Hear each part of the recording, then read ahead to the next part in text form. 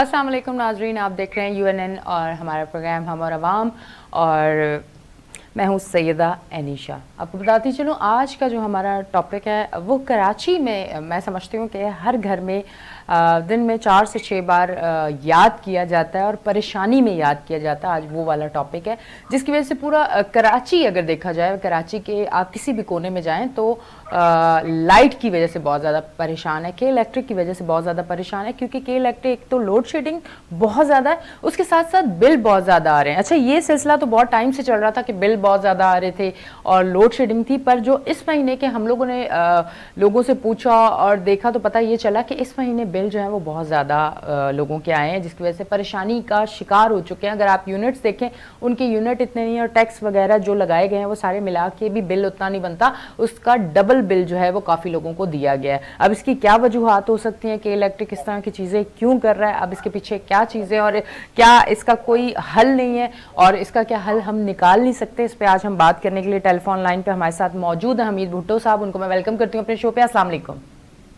वालेकुम अस्सलाम। जी हमीद भुट्टो साहब, ये के इलेक्ट्रिक की वजह से आपको पता है कराची की आवाम तो बहुत ज्यादा परेशान है, पर अब इस महीने जो कराची की आवाम परेशान है, क्योंकि आपको पता है कि मैं जरा बाहर भी स्टूडियो से निकलती हूँ, लोगों से मिलना भी होता है, फिर उनसे बात भी होती है, फिर अब यही वाली कंप्लेन आ रही है ज्यादा कि बिल तो आते थे ज्यादा, पर इस महीने जिस तरह से डबल बिल आए हैं वो समझ से बाहर है। लोग अब खाएंगे या बिल भरेंगे, इसके पीछे क्या राज क्या है कि के इलेक्ट्रिक दिन ब दिन एक तो उनकी सर्विसेज सारी खराब हो रही हैं और उसके साथ साथ बिल जो है वो बढ़ते जा रहे हैं। क्या कहना चाहेंगे इस पर? सबसे पहले तो आपने जिस तरह इंट्रो में कहा कि इलेक्ट्रिक में कराची के लोगों के ऊपर जिस तरह जुल्म, बर्बरियत और पहले से ही मसाइल के शिकार लोगों के ऊपर पहाड़ गिराए हैं जी, तो उसकी जितनी भी मजम्मत की जाए कम है, और आप उसकी आवाज बन रहे हैं, उस पर आपको शाबाश तो होनी चाहिए पूरे आपके इनको भी। के इलेक्ट्रिक की जो टीम है वो मगरमच्छ की तरह एक माफिया बन के पूरे कराची के शहरों के लिए अजाब बन गए हैं। मगर हमारे हुक्मरानों ने जिस तरह पाकिस्तान के अंदर सब चीज को इन मुख्तलिफ माफियाज के हवाले बेच बाच के तो कुछ मुल्क छोड़ के चले जाते हैं, कुछ मुल्क में रहते हैं, मगर इन माफियाज को जो ठेके दिए हुए हैं तो इलेक्ट्रिक को ठेका दे के हमें पे एक जुल्म और बर्दत का इस तरह पहाड़ गिराए गए हैं। ये जो हम सब खामोश तमाशाई कराची के लोग भी इस इलेक्ट्रिक की जाती हो चाहे पेट्रोल के मसाइल हो, सारे प्राइस पे हम खामोश हैं, सिर्फ पैसे भरते जा रहे हैं, हमारी आवाज नहीं निकल रही, हम खामोश तमाशाई बने बैठे हैं। हमारे मुल्क के अंदर तो एक इस तरह हो रहा है कि माजी में पुरानी एक कहावत है, एक कोई फनकार था, उसने किसी बादशाह के दरबार में गाया तो बादशाह बड़ा खुश हुआ, उसको आधी सल्तनत बादशाह ने उस फनकार को दे दी। बाकी फनकारों को परेशानी हुई कि आधी सल्तनत इस फनकार को क्यों नहीं दी है, तो बाकी और फनकारों ने एक और नया फनकार तैयार किया। जब बादशाह फिर दोबारा खुश हुआ तो उन्होंने कहा जी पहले वाले फनकार से आधी मिल्कियत वापस लेने हमें कुछ नहीं चाहिए, हम तो अपने हुकूक लड़ने के बजाय इन्हीं मगरमच्छों को और मजबूत कर लेते हैं। एक मगरमच्छ कोई गिरता है या जो हमें नोचता है, डालता है, जानवर बनता है, तो उनसे हम लड़ने के बजाय, आपस में मुत्तहद होने के बजाय हम एक दूसरे को गिराने की कोशिश करते हैं। तो इलेक्ट्रिक जैसी माफिया ये समझ चुकी है कि हम पाकिस्तानी कौम एक दूसरे को गिराने भी लगे रहेंगे, सियासत और नफरत लसानियत पे लगे रहेंगे, जी हमें नोचते रहेंगे, खाते रहेंगे। अब ये समझता हूँ कि जानवर की तरह जो जानवर होता है डालता है, ऐसे ही लोगों को जिस्म नोच रहे, काट रहे, खा रहे, हम बे आवाज बेजिस्म होकर उनकी इस मगरमच्छी के जो आंसू हैं उसमें फंसे हुए हैं। और ये कि जिसका नाम आप जानवर के नाम भी चेंज कर रहे हो, कराची के नाम पे जो उन्होंने रखा हुआ है, मैं समझता हूँ उनको नाम अपना पहले खत्म करके वो जो पे के नाम से जो जानवर के नाम आते हैं तो उनको इदारे का नाम चेंज करना चाहिए, क्योंकि वो तो वैसे ही लोगों को धाड़ रहे, खा रहे, पीट रहे हैं। अच्छा अमित भुट्टो साहब, आप भी माशाल्लाह एंकर पर्सन हैं, आप जर्नलिस्ट हैं, आप भी प्रोग्राम माशाल्लाह, और आपकी बड़ी नॉलेज और हर चीज आपने देखी है बड़े करीब से। अब ये बताएं कि ये वाली जो चीजें हम सुनते थे हमेशा, मतलब कराची की आवाम को खुश करने के लिए ये भी एक बड़ी हवा चली थी कि कचरे से बिजली बनेगी और ये होगा वो होगा, फिर तेल आ रहा है, ये चीजें सिर्फ कराची की आवाम को खुश करने के लिए बोली जाती थी, क्योंकि हुआ तो कुछ भी नहीं। ये बिल्कुल कराची के अवाम क्या पूरे पाकिस्तान को लॉलीपॉप देने के लिए खुश करने की बात की जाती है, और ये कराची के साथ नहीं पूरे पाकिस्तान के साथ मसाइल मौजूद हैं। कराची में तो इलेक्ट्रिक की जाती है, और आगे चले हैदराबाद में एस्को, लेस्को, पेस्को, इस तरह के जितने भी इदारे हैं वो पूरे पाकिस्तान को मिलके हमने एक जैसे सिंध के अंदर या पूरे पाकिस्तान के अंदर मुख्तलिफ हमने वडेरों को, जागीरदारों को, पीरों को, मुर्शिदों को, चौधरियों को हर इलाका ठेके में दिया हुआ है। ऐसे ही हमने कह लो कि लेस्को इस टाइप की चीजों को ठेके दिए हुए हैं, और हमने पाकिस्तान को ठेकेदारी निजाम पे जब चला रहे हैं तो ऐसे ही कराची समेत पूरे पाकिस्तान को भुगतना पड़ता है। अगर पेट्रोल की बात की जाए तो पूरे पाकिस्तान में पेट्रोल सस्ता भी हो, मगर यहाँ पे हमें नहीं मिलेगा, और हम सिर्फ पेट्रोल पे ही चीजें बनाते हैं, बिजली और बाकी चीजें। दुनिया पेट्रोल से हटके बहुत सारी चीजों से दुनिया अमित भुट्टो साहब पड़ोसी मुल्क की चांद पे जा रहा है, और हमने अपने अवाम को चांद दिखा दिए, दिन में जो है ना तारे दिखा दिए उनको। हम दिन में तारे नहीं दिखा रहे, हम तो मवाली की तरह चीजों को, मवाली कूड़ा लेके भंग बनाता है, ऐसे ही भंगोरी कौम बनते जा रहे हैं कि नशे में धुत के अपने ख्वाबों में ये होगा वो होगा। हम बातें तो कर सकते हैं, प्रैक्टिकल नहीं है, और हमें सोशल मीडिया से देख के बहुत सारी चीजों में उठ जाके बिठा गया है।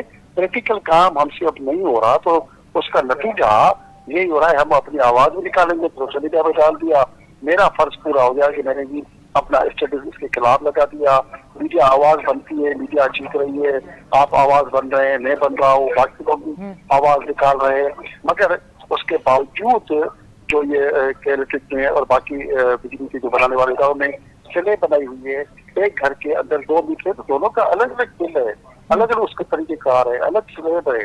तो दुनिया में कहीं ऐसा नहीं होता कि जितना आपका बिजली ज्यादा होगी उसके पैसे बढ़ते जाएंगे, मगर यहाँ पे ये जाती हो रही है।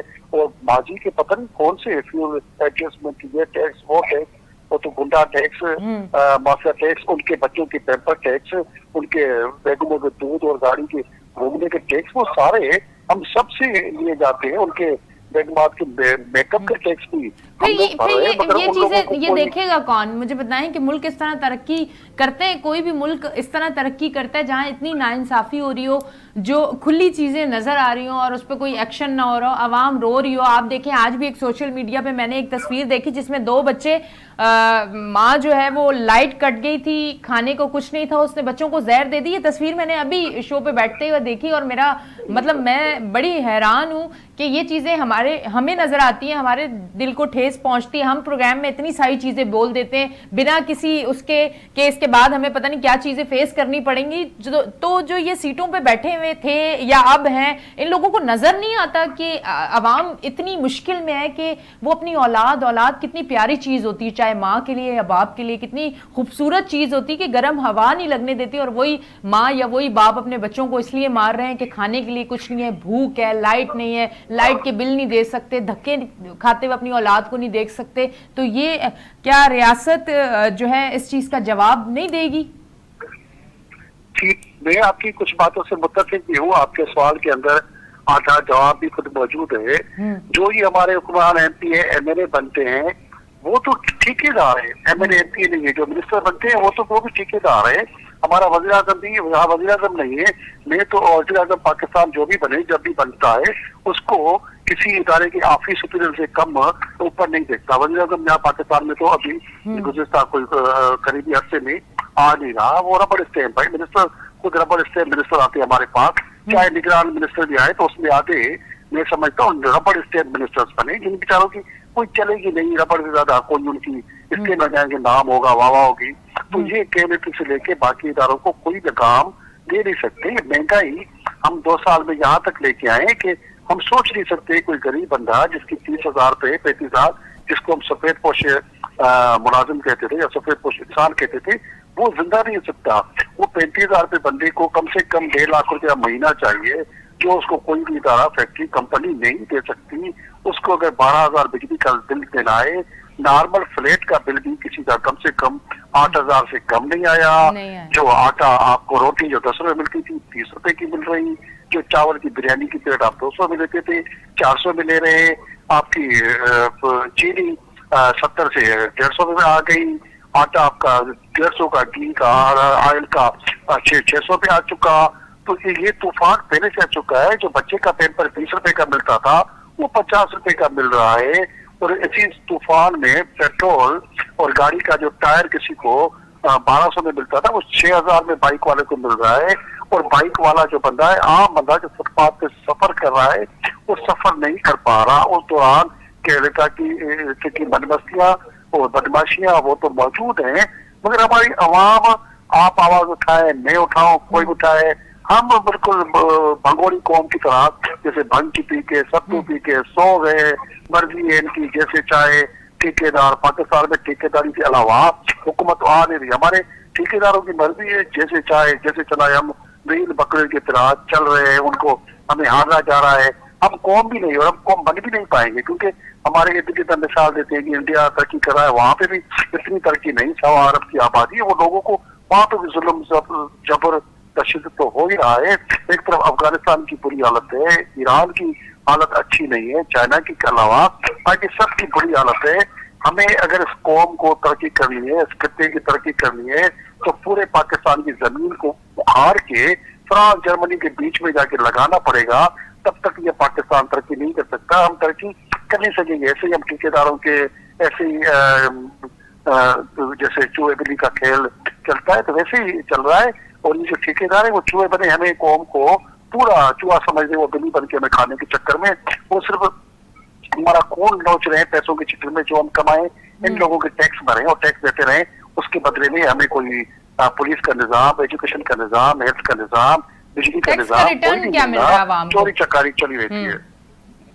रिटर्न तो आवाम को कुछ नहीं मिल रहा ना, टैक्स अगर हम पे करें। इस मुल्क में टैक्स की शक्ल में देना ही नहीं है। रिटर्न के नाम पे पाकिस्तान की कौम या हम जो टैक्स देते हैं उसके नाम पे, यहाँ तो कोई कानून कोई है नहीं। अगर हम आवाज उठाएंगे तो कहेंगे कि हम अच्छे शहरी नहीं है। दुनिया रिटर्न देती है टैक्स के शक्ल में। हमें वहाँ मेडिकल की सहूलियात फ्री है। हमें पाकिस्तान में आज तक मेडिकल सहूलियत फ्री हो नहीं सकती। हमारा थाने में बदबू आ रही है, बदबूदार किस्म का थाने का निजाम, एक कल्चर है जिसपे अगर हम जितनी भी मजम्मत करें वो ठीक नहीं हो सकता। पूरे इस निजाम को आग लगाने के लिए पूरे पाकिस्तान की मिट्टी को उखाड़ के किसी मुल्क को ले जाएंगे कि हमारी तरबियत ही ठीक नहीं है। जब हमारी तरबियत ही ठीक नहीं है इस सिस्टम की, तो इसको कैसे हम करेंगे?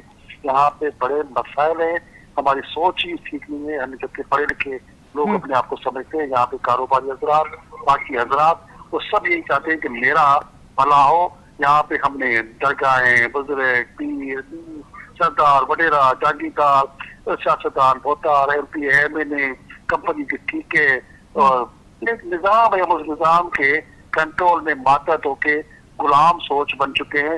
इसीलिए हम पैसे बढ़ते जा रहे हैं और सबको चंदा जगाते हफ्ता देते रहते हैं। तरक्की हमारी रुकी हुई है। अच्छा हमीद भुट्टो साहब, मुझे ये बताएं कि आवाम को क्या हक नहीं है कि के इलेक्ट्रिक से अगर वो खुश नहीं है तो इस तरह की कंपनियों को लाया जाए कि आवाम खुद चूज करे कि किसकी सर्विस अच्छी है, किसके रेट्स अच्छे हैं, वहां से वो लाइट लें? क्या इस तरह की चीजें नहीं हो सकती? इस तरह के इकदाम नहीं हो सकते? इस तरह की कोई चीज नहीं हो सकती जिसमें आवाम भी खुश हो?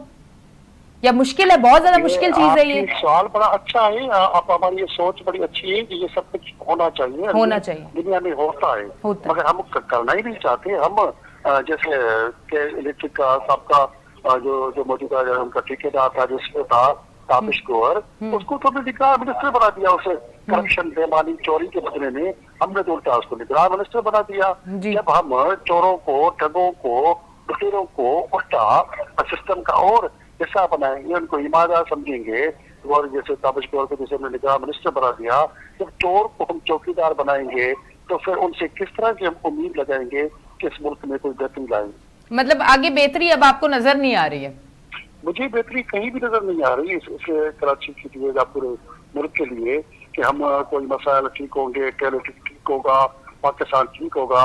मैं समझ रहा हूँ आज अगर आपको 8,000 का बिल जिसका है तो अगले महीने के लिए वो तैयारी कर ले 12,000, फिर उसके बाद वो 16,000, आने वाले 5-6 महीने बाद 8,000 वाला 20,000 बिल देने के लिए तैयारी कर दे, नहीं तो उसके अलावा उसको पैसे भरने वो देगा। और 1 साल के बाद जो 8,000 जिसने दिए हैं, मैं समझता हूँ वो 25,000 बिल भरेगा। हम ऐसे ही के प्रोग्राम भी करते रहेंगे, बात करते रहेंगे, हल हम नहीं निकालेंगे, कोई हमें हल निकाल कर फरिश्ता नहीं आएगा। मुझे अभी तक ऐसे फरिश्तों की उम्मीद नजर नहीं आ रही। तो फिर एंड क्या यही होगा कि लोग छोड़ छोड़ के भागेंगे इस मुल्क को? देखिए आप बड़ी बड़ी फैक्ट्रियां और इस बड़े बड़े नाम जो है वो बंद हो रहे हैं। रोजाना के बुनियादों पे 5,000 लोग तो कराची से जा रहे हैं, लाहौर से जा रहे हैं, यूथ हमारी भाग रही है, जिसके पास पैसे है वो मुल्क छोड़ आए। मगर लोगों को यकीनन मायूसी तो हो रही है, क्योंकि जब तक हम केमिकल जैसे और बाकी PSO, बाकी जैसे अपने ऑयल और पेट्रोल और बाकी हेल्थ, अस्पताल, एजुकेशन, लोकल गवर्नमेंट, थाने कल्चर, इस निज़ाम को ठीक नहीं करेंगे तब तक ये हालात होते रहेंगे। अगर वाकई ये मौजूदा निगरान हुकूमत इस मुल्क के साथ संजीदा है तो जितने भी लोगों ने यहाँ पे करप्शन की है, चोरी की है, केमिकल से लेके जितने भी बड़े अपराध इदारे, बड़े चमत्कार बाकी इदारे जिसमें रिफाइनरी में, पेट्रोल में जिन लोगों ने अपने धंधे चलाए, उनको पकड़ के बंद करके पैसे दिए जाए तो पाकिस्तान का कर्जा उतर जाएगा, कौम भी तरक्की करेगी। इस ईमानदारी के लिए मैं समझता हूँ हमारी फौज को किरदार अदा करना पड़ेगा। पाक फौज अगर किरदार अदा करे, वो इन सारी माफियाज को डंडा दे, इन माफियाज का खात्मा करे, वाटर टैंकर से लेके हर तरफ माफिया है उनका अगर खात्मा करे तो यकीनन पाकिस्तान ठीक हो जाएगा। पाकिस्तान ठीक करने में 2 दिन लग सकते हैं, मगर हमें सिर्फ ईमानदारी चाहिए। हमारे इदारे ईमानदारी के साथ अपना काम करें तो हम 2 दिन में पाकिस्तान तरक्की करेगा। हम माजी में वो मुल्क रहे हैं कि पूरी दुनिया के लोग जहाँ तफरी करने आते थे, जहाँ कमाने आते थे, अभी भी हमारी सिर्फ इदारे ईमानदारी के साथ काम करें, माफिया को कंट्रोल करें तो पूरी दुनिया की तरफ हम जाने के बजाय लोग हमारा वीजा लेंगे, हमारी तरफ आएंगे। हमने जिन लोगों से आजादी दी कि हमें उनकी आजादी चाहिए, आज हम उनके पैसे 80,000 पैसे भरकर उनकी तरफ काम करने जाते हैं, हम भाग रहे हैं। फिर हमें उसकी आजादी लेने का क्या तुक्का की कुर्बानी, इकबाल की कुर्बानी, बाकी लोगों की कुर्बानी का क्या जरूरत थी कि जिनसे हम आजादी दे, आज उनके पैसे भर के वीजा लेके वहां जाए। आजादी देने का मतलब ये था कि जिनसे हम आजादी दे रहे हैं वो हमारे पास कमाने आए, हमारे वो गुलाम बने। हम जिनके गुलामी से निकल रहे थे फिर उनकी गुलामी में वापस चले गए, तो फिर ऐसी आजादी की नेमत हमें समझते हैं तो फिर मुल्क आजाद नहीं हुआ। हम इन ठेकेदारों से जब तक आजाद न होंगे तो मुल्क आजाद हमें यकीनन नजर नहीं आएगा। मगर हमारी इस मुल्क में दुआएं हैं, हम इस मुल्क के बच्चे हैं, हम इस मुल्क के कारकुन है, इस मुल्क के खैर ख्वाह, इस मुल्क के दुश्मन नहीं है। हमारा सबका दिल जल रहा है कि इस मुल्क में ठेकेदारों से जान छुड़ाई जाए, माफियाज पे कंट्रोल किया जाए। हमारे जो वकील बरादरी है, सिविल सोसाइटी है, मीडिया है, बाकी इदारे तो मिलकर आवाज बने। हमारी मीडिया को इश्तिहार के नाम पे खरीद लिया जाता है। टीवी चैनल्स बड़े बड़े बिकाऊ माल बनकर वो इनके इश्तिहार पे बिक जाते हैं। जिनको अगर कोई इश्तिहार नहीं मिलता तो वो आवाज उठाते हैं, बाकी कोई आवाज नहीं उठाता क्योंकि वो तो बिकाऊ माल बन जाता है तो मीडिया खामोश हो जाती है। ठीक है जी, हमीद भुट्टो साहब बहुत बहुत शुक्रिया, आप हमारे साथ प्रोग्राम पे मौजूद थे और आज का अहम टॉपिक जिसकी वजह से कराची की आवाम के इलेक्ट्रिक की वजह से एक लंबे अरसे से परेशान है और अब जो है वो परेशानी बढ़ चुकी है। और बढ़ने की वजह यह है कि हर महीने कुछ नया होता है, यानी कि बिल में इजाफा होता है, लोड शेडिंग में भी इजाफा होता है और साथ बिल में भी इजाफा होता है। ऐसा नहीं है कि लोड शेडिंग में कमी होती है और बिल में इजाफा होता है, दोनों चीजों में इजाफा होता है। अगर लोड शेडिंग ज्यादा हो रही है तो फिर मेरे ख्याल से बिल कम होना चाहिए, पर इसे पूछने वाला कौन। आज इस टॉपिक पे हमने दोबारा इसलिए बात की कि आज जब हमारी कुछ आसपास कुछ इलाकों में हमारी बात हुई, हमने उनसे पूछा तो उन्होंने ये कहा कि इस बार के इलेक्ट्रिक का बिल इतना आया है कि देना मुश्किल हो रहा है। और जब हम के इलेक्ट्रिक के ऑफिस जा रहे हैं और हम बता रहे हैं कि हमारे इतने यूनिट्स हैं, इतने यूनिट्स का अगर आप टैक्स के साथ जो टैक्स आपने लगाया उसके साथ भी अगर करें बिल तो ये हाफ बिल बन रहा है, तो उसके बाद भी वहां कोई सुनवाई नहीं है, वहां कोई सुनने वाला नहीं है, वहां कोई देखने वाला नहीं है। तो आज इस टॉपिक पे हमने इसीलिए प्रोग्राम किया कि हमारी आवाज आगे तक जाए। हम अपनी कोशिश जारी रखते हैं, हम जो भी टॉपिक हो हम उसे उठाते हैं, स्क्रीन पे लेके आते हैं। हमारी कोशिश होती है कि हमारी तरफ से एक आवाज़ जो है वो हम लगाते रहें। इंशाल्लाह वो वक्त भी ज़रूर आएगा, उम्मीद है, और उम्मीद का दामन हम बिल्कुल नहीं छोड़ेंगे। और इंशाल्लाह बेहतर वक्त आएगा जब ये सारा जो मसला है, ये जो मुश्किलात हैं कराची के लिए, ये हल होंगी, बल्कि मेरे प्यारे पाकिस्तान की ये जो जितनी मुश्किलात हैं ये हल होंगी, और इंशाल्लाह हमारा मुल्क तरक्की करेगा, हमारे पाकिस्तान के लोग खुशहाल होंगे और एक अच्छी फिजा में सांस लेंगे। अपनी होस्ट एनिशा को दें इजाज़त, फिर मिलेंगे। अल्लाह हाफिज़।